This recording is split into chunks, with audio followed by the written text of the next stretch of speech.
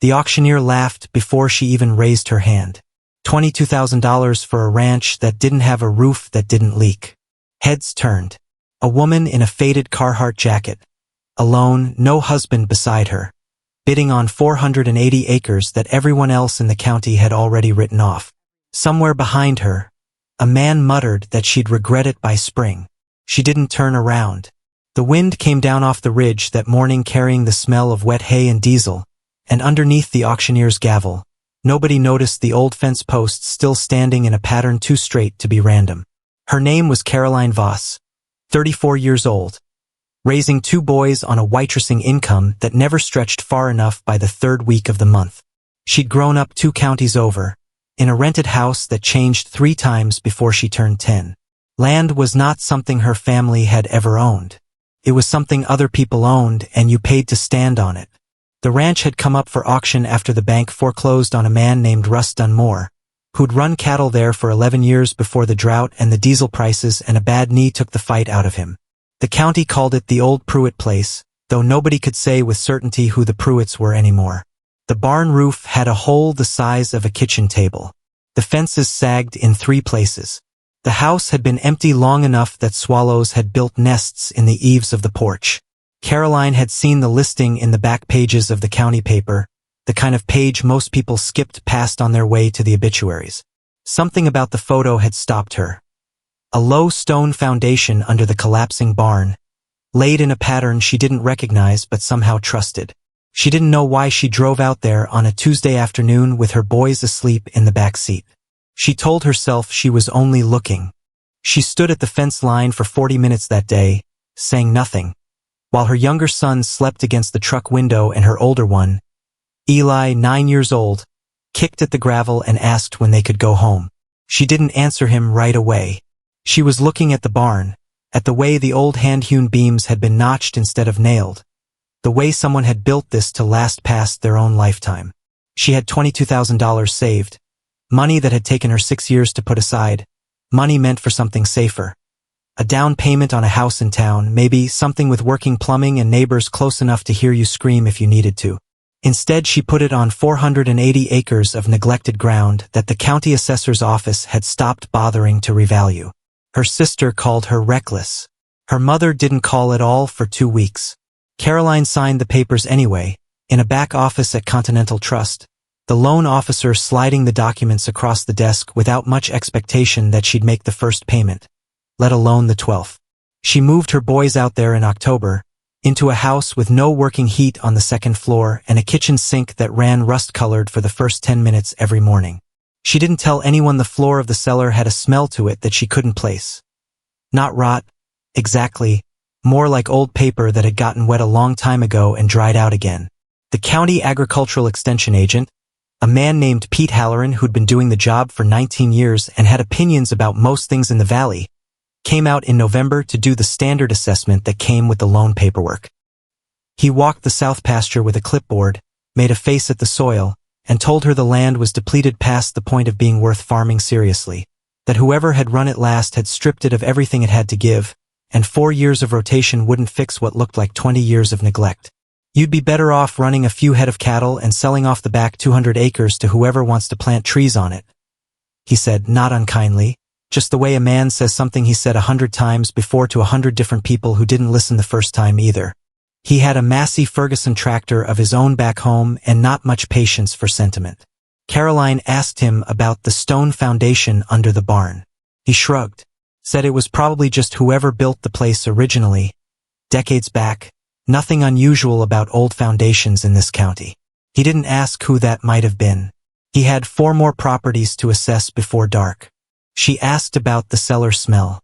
He said cellars smelled like cellars.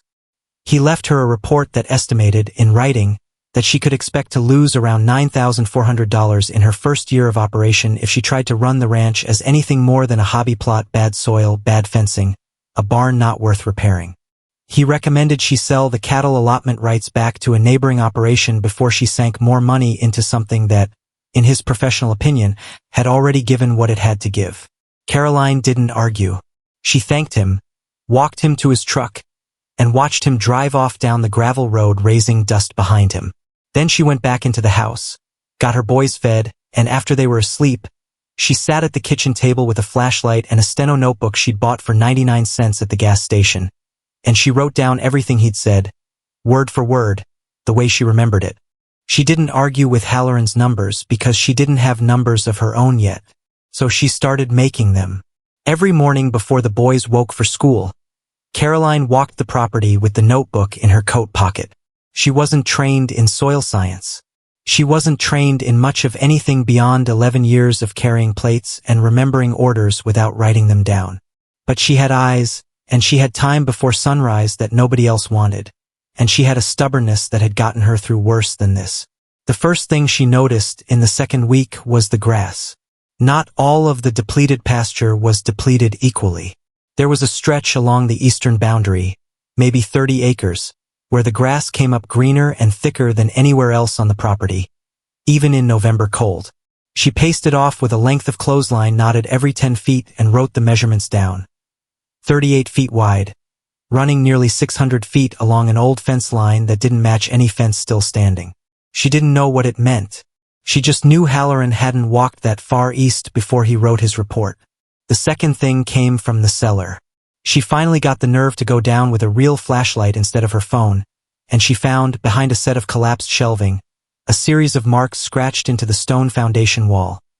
Not graffiti, but measurements, dates, what looked like rainfall tallies going back further than she could read in the dim light. Someone had been keeping records here long before her. She copied what she could into her notebook, the numbers and the few legible dates, careful not to disturb the wall itself. The third discovery took the longest, almost a month, and it came from something simpler than either of the others. She noticed that the well on the property, the one Halloran's report had called unreliable, likely to require redrilling, never actually ran dry, not once, not even during the coldest stretch of the winter when neighbors 2 miles down the road were hauling water in tanks. She started measuring it herself, dropping a weighted string down once a week and marking the level on a strip of masking tape stuck to the inside of the well housing. The water level barely moved. She wrote the numbers down each time, dated, in the same notebook. She didn't tell Halloran. She didn't tell her sister or her mother, or anyone at the diner where she still picked up 2 shifts a week to keep the lights on. She wasn't trying to prove anyone wrong yet. She didn't have enough yet to prove anything. She was just doing what felt like the only honest thing available to her, which was paying attention to a piece of ground that everyone else had already decided wasn't worth the attention. In December, she finally went looking for the source of the greener grass. She borrowed a hand auger from a neighbor, a quiet man named Curtis Ames who ran cattle 2 properties over, and had said almost nothing to her since she'd moved in except a nod across the fence line. She bored down through the topsoil along that 30-acre strip and found, 18 inches down, a layer of dark, almost black soil completely different from the pale clay-heavy ground everywhere else on the ranch. She didn't know enough to explain it. She bagged a sample in a sandwich bag, labeled it with the date and marker, and put it in the freezer next to the boys' frozen vegetables, because she didn't know where else to keep evidence like that. That same week, going through a box of papers left behind in the attic by whoever had owned the place before Dunmore, she found a faded receipt from a feed supply store, dated decades back, for soil amendment, composted manure, 40 tons, applied east pasture per JV instructions.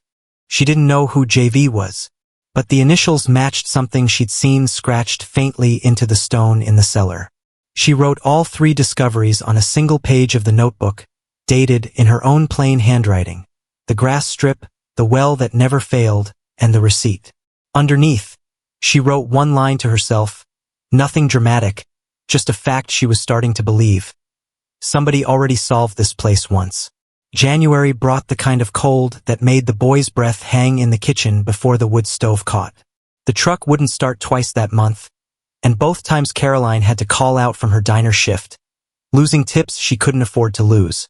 The bank sent a letter reminding her, politely, that her loan review was coming up in the spring, and that continued operation as a working agricultural property, rather than idle land, would factor into the terms. Halloran came back once more in February, this time with a colleague from the regional office, a younger man in a clean coat who barely got out of the truck before saying the land reminded him of 3 other properties he'd already written off that year. They walked the western pasture, not the eastern strip, and left within 20 minutes. Their updated estimate didn't move much from the first one. They still expected her operation to run a loss close to what they'd originally projected. Maybe worse, given the fencing repairs she hadn't yet been able to afford. Curtis Ames started showing up more often after that, leaning on the fence post for 10 minutes at a time, not saying much, watching her measure the well or walk the eastern strip with her clothesline. One evening in late February he finally spoke first. "You know, this place used to belong to a man named Jacob Voss," he said. "Long before Dunmore. Before my time too, mostly, but my father used to talk about him." Caroline went still at the fence. Voss was her grandfather's name. Her mother had mentioned him exactly twice in Caroline's whole life, both times briefly, both times followed by a long silence that Caroline had learned young not to push against. Curtis didn't say much more that night, just that Jacob Voss had run the place for almost 20 years before something happened. Curtis didn't know what, only that the family had scattered and the land had passed through 2 or 3 owners since, each one running it down a little further than the last. Caroline didn't sleep well after that. She went back to the cellar with her flashlight and looked harder at the scratched marks on the foundation wall. JV, the same initials as the receipt. She sat on the cold stone steps for a long time that night with the notebook open on her knee, not writing anything, just looking at the numbers her grandfather, if it was her grandfather, had left behind 40 years before she was born. The bank's spring review was 8 weeks away. Halloran's office was recommending, in writing, that she sell off the cattle rights and the back acreage before the review, to avoid what they projected would be a loss of roughly $9,400 over the coming year if she kept the operation as it stood. Caroline had, by her own count, spent $340 on the auger rental, soil testing supplies, and a new bag of fence staples. She had not told the bank or Halloran or anyone outside Curtis Ames what she suspected was buried under that east pasture, or what the well numbers were actually telling her, or what she'd started to believe about who had built the stone foundation under her barn. The bank's spring review happened on a Thursday in April, in the same back office at Continental Trust where she'd signed the original loan papers 6 months earlier. Halloran was there. So was the loan officer, a careful, tired-looking woman named Denise Polk, and the regional colleague who'd barely gotten out of his truck in February. Caroline brought the notebook. She didn't make a speech. She set the notebook on the desk, opened to the page with her measurements, and let them read it themselves. The 30-acre strip of dark soil, 18 inches down, registering nearly triple the organic content of the surrounding pasture according to a lab test she'd finally paid $60 to have run at the county extension lab the week before. The well log, 11 weeks of readings, never dropping more than 4 inches even through January's cold snap, while 2 neighboring wells had needed trucked-in water. The feed receipt for 40 tons of composted manure applied to the east pasture, dated decades back, authorized by someone with the initials JV. Polk read the lab results twice. Halloran read them once and didn't say anything for a while. The room went quiet in a way that meetings like that don't usually go quiet. Not hostile. Just still, the kind of silence that comes when a number changes what a person thought they already understood.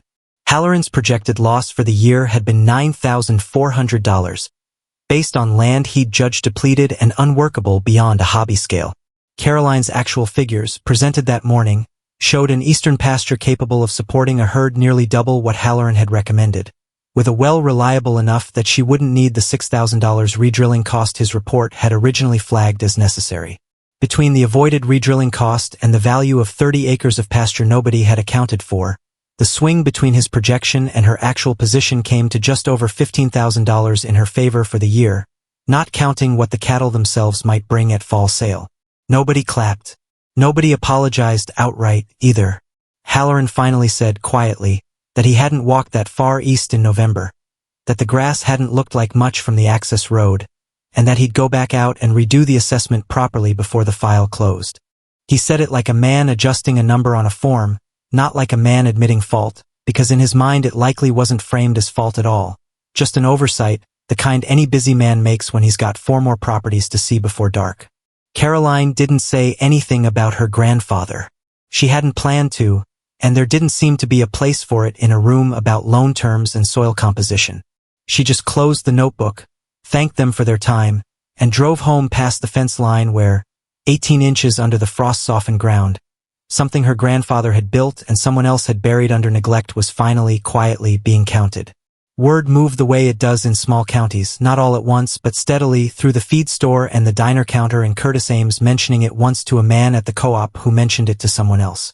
Within a month, 2 neighboring ranchers had stopped by unannounced, not to congratulate her exactly, but to ask, in the roundabout way men like that ask things, whether she'd mind if they came and looked at how she'd tested the soil.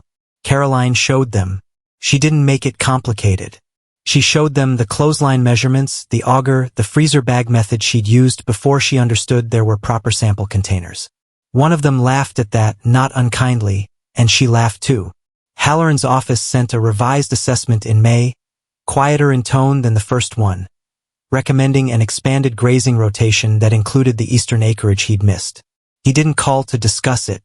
The letter came in the mail like any other letter, and Caroline read it once at the kitchen table and put it in a folder with the rest of the ranch's paperwork. She never told anyone outside Curtis Ames and her own mother. Finally, on a phone call in June, the full story about the initials in the cellar, or what she now believed about who had laid that stone foundation 40 years before she set foot on the place.